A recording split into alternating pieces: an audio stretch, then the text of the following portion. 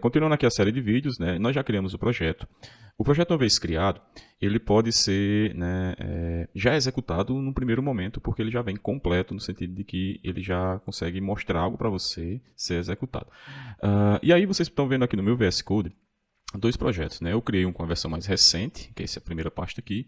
Se você tiver alguma dúvida, existe um arquivo aqui chamado composer.json que mostra a versão para a gente de algumas, tanto das dependências como alguns pacotes. Por exemplo, aqui ele está dizendo que o PHP tem que ser superior ao 8.1 e a versão do framework que ele adotou nesse projeto foi a versão 10.10. Tá? E tem outras dependências aqui com versões também que você pode notar.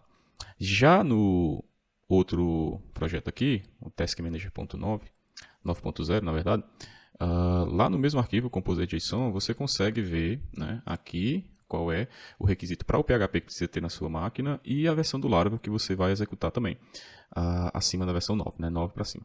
Então, a gente consegue ver essas pequenas diferenças também na criação dos projetos. Se você for trabalhar com algum projeto que já existe, você pode dar uma olhada nesses arquivos para ver qual é a versão que está trabalhando lá. E aí você vai na documentação, né, e consegue acessar exatamente o que você precisa para se informar melhor. Então, dando uma olhada aqui no projeto, a gente tem uma série de pastas, né, e arquivos que compõem um projeto Laravel, né? Como a ideia do framework é facilitar a vida, é dar produtividade ao desenvolvimento de software, você vai encontrar realmente muitas facilidades. Mas isso também traz, né, em primeiro lugar, uma boa quantidade de arquivos, independentemente do framework que você vai pegar, né, uma boa quantidade de arquivos. E a gente consegue, né, entender do ponto de vista pedagógico, didático, cada parte que compõe, né, o projeto. Mas no final das contas elas vão estar muito relacionadas. Por exemplo, né, a primeira coisa que eu posso olhar aqui, do ponto de vista de quem está conhecendo isso a primeira vez, são as rotas, né, que é por onde eu vou começar também a definir algumas coisas. E aqui na pasta de rotas nós temos vários arquivos, vou focar nesse web.php, que é onde a gente define as rotas da aplicação. De forma assim, bem superficial, essas rotas, né, a partir do momento que eu executar a aplicação, junto com o domínio da aplicação, que no caso aqui vai ser o localhost, nesses exemplos, até o momento que a gente consiga colocar isso em produção de fato e consiga colocar um domínio aí, nem que seja em algum serviço gratuito. E aí, cada stringzinha dessa que vocês estão vendo aqui vai ser o caminho que a pessoa vai acessar junto com o domínio lá no navegador, né? E a partir daqui é que a gente começa a definir na navegação do usuário. E aí, essas rotas elas estão relacionadas com várias coisas que a gente tem na aplicação. Nesse caso especificamente, é uma rota muito simples que, nessa linha 17, tem o papel de retornar uma view, né? E aí essa view seria um arquivo que a gente encontra aqui dentro da pasta Resources, pasta Views, chamado Welcome.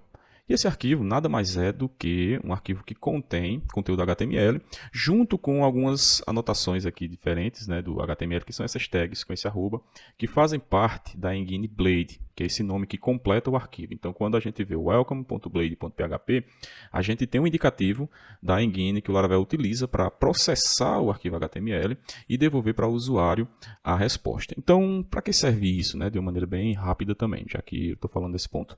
O HTML ele tem lá um conjunto de tags que você pode estruturar todo o conteúdo do seu documento. Só que tem recursos que o HTML não possui. Aqui eu tenho um exemplo, eu não vou entrar no mérito do que isso faz, mas nós temos um exemplo aqui de uma condicional. HTML não oferece condicionais, por exemplo. Então, com os templates Blade, que é o caso desse arquivo na íntegra, você tem o acréscimo dessas funcionalidades e muitas outras, como, por exemplo, laços de repetição e por aí vai, né? Então, a gente consegue estender as funcionalidades do HTML.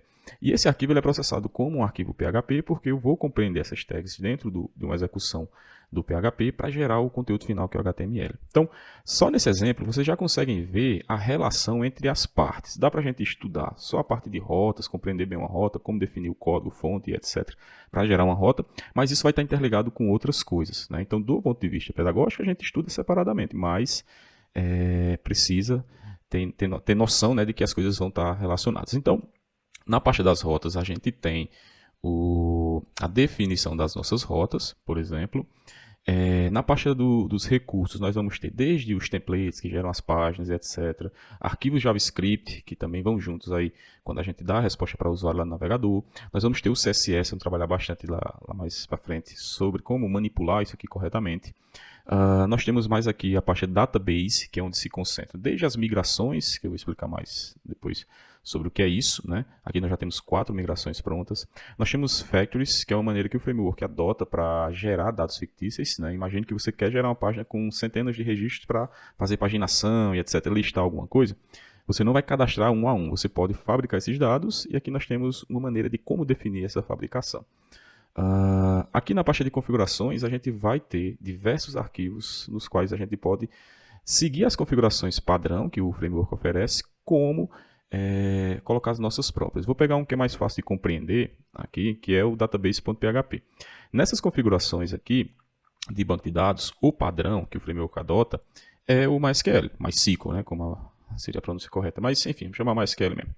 E aí eu posso alterar essa configuração para adotar, por exemplo, o SQLite ou qualquer outra coisa aí. Né? Aqui já tem algumas definições padrão de configurações de banco que você pode adotar. Então, nesse arquivo eu consigo colocar essas informações de definição de banco de dados. Né? Tem para login, para e-mail, para o sistema de arquivos que a aplicação vai usar para guardar as informações lá. Então, todas as configurações estão aqui. A parte que é interessante para a gente, do ponto de vista de criatividade, né, do que eu vou colocar como sendo parte do meu projeto, aqui na pasta app, né, app. Eu consigo colocar os modelos, por exemplo, que vão estar relacionados ao acesso ao banco de dados, no sentido de manipular a informação. Então, quando eu quiser interagir com o banco de dados para carregar a informação do usuário, salvar a informação do usuário, editar e etc., eu vou ter um modelo apropriado para isso. E aí a gente pode generalizar essa ideia para qualquer outro modelo que esteja vinculado a uma entidade que você modelou lá no banco de dados. Aqui na parte da pasta do HTTP, por exemplo, a gente tem controllers, né, que é um outro conceito interessante que eu falarei mais adiante, mas que a gente define também a partir do momento que a gente começa a ter mais rotas, mais modelos, e aí a gente começa a ter necessidade de separar essas rotas e agrupar as ações que elas vão executar a partir de uma camada de controladores, digamos assim. E temos várias outras pastas aqui. Por exemplo, essa pasta vendor são dependências. Eu posso remover e instalá-la quantas vezes quiser. Inclusive, quando a gente coloca um projeto desse no GitHub, a gente não envia esses arquivos, porque a pessoa que for baixar esse código, ela consegue, com acesso à internet, claro, baixar as dependências. Eu falei agora há pouco a respeito das configurações na pasta config, mas há também um outro arquivo aqui, além de todos aqueles arquivos da pasta config, que é esse .env. Aqui eu passo várias informações de configuração, inclusive as informações do banco de dados, que como eu falei, né, o padrão é o MySQL, o MySQL. Aqui está configurado para um ambiente local, com o banco de dados, né, o esquema lá no banco Laravel, usuário root e a senha seria vazio. Uma curiosidade sobre esse arquivo aqui é que a gente não deixa publicamente esse arquivo disponível. Né? Se vocês podem notar, a senha do banco de dados é uma coisa importante. Quando a gente aqui vem para configurações de e-mail, que a sua aplicação vai usar algum serviço de e-mail para fazer notificações, etc., você também não deve colocar essas informações públicas. E aí deve-se ressaltar que aqui na pasta config, por exemplo, esses arquivos eles vão estar no GitHub se o seu projeto for público, por exemplo. Então tem que ter um certo cuidado nisso. E tem vários outros arquivos que a gente vai usar à medida que avançar nos exemplos. Então, esse é um projeto Laravel. Se a gente quiser executar esse projeto, é relativamente simples também. Por exemplo, eu vou pegar aqui a versão lá no terminal. Tá? O comando para executar é artisan serve. Se vocês observarem lá no VS Code, nós temos um arquivo chamado artisan, que é um arquivo com código PHP. E esse arquivo ele recebe uma série de comandos que você pode consultar, inclusive. Basta rodar aqui um PHP artisan. Ele vai dar para você aí uma lista de comandos que a gente tem para fazer diversas coisas na nossa aplicação, né? Criar artefatos para a nossa aplicação. E um dos comandos é executar o que tem, né? Então, aqui eu estou executando esse projeto na porta 8000, localhost, e eu já consigo acessar lá no navegador a minha aplicação. Se vocês notarem, ela já vem, né, com algumas informações, no caso a página inicial que nós abrimos aqui, tem informações para documentação e outras coisas relacionadas aí a esse mundo do Laravel. Né?